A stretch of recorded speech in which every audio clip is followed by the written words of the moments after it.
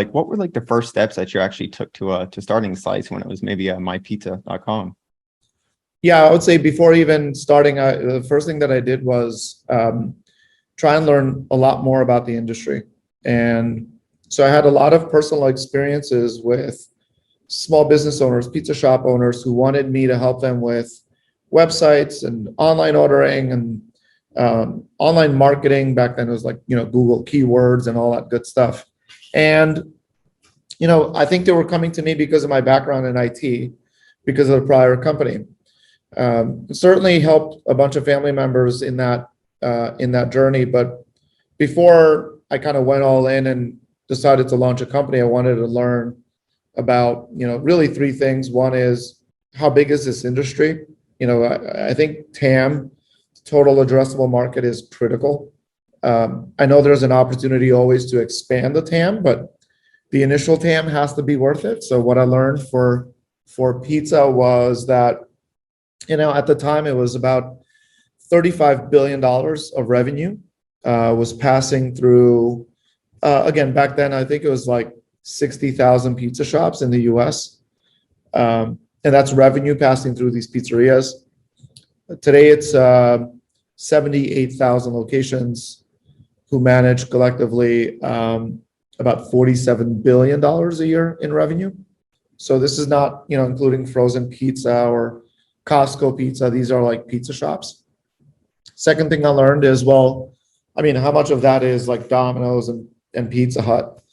And so the big pizza chains combined total made up about 25% of all locations.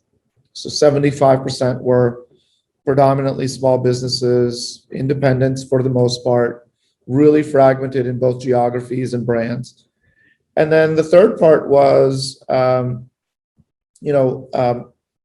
what solutions are available for them, and like, why are they not able to solve for these problems themselves? And then that's sort of where I had the most personal experience, because you kind of know that most of these shops are owner operated. These owners are working, alone. They're, for the most part, making pizza, maybe answering the phone. They're not thinking about their website. They're not thinking about online marketing. They're not thinking about technology and all these things. And so I went and spoke with a few family members. I said, hey, like, why didn't you just go and apply to open up a Papa John's, right? Like, they figure all these things out for you. You don't have to think about not having a website or, a point of sale or, all these things that are really important to your business. Like, you can be part of that Papa John's network. And you realize that there's one really critical flaw with the franchise model. And that is that it kind of takes away the creative freedom from these small business owners, which tends to be the main reason why they go into business to begin with. And so the moment, those conversations happened, I realized that there is an opportunity to build what I call a reverse franchise model.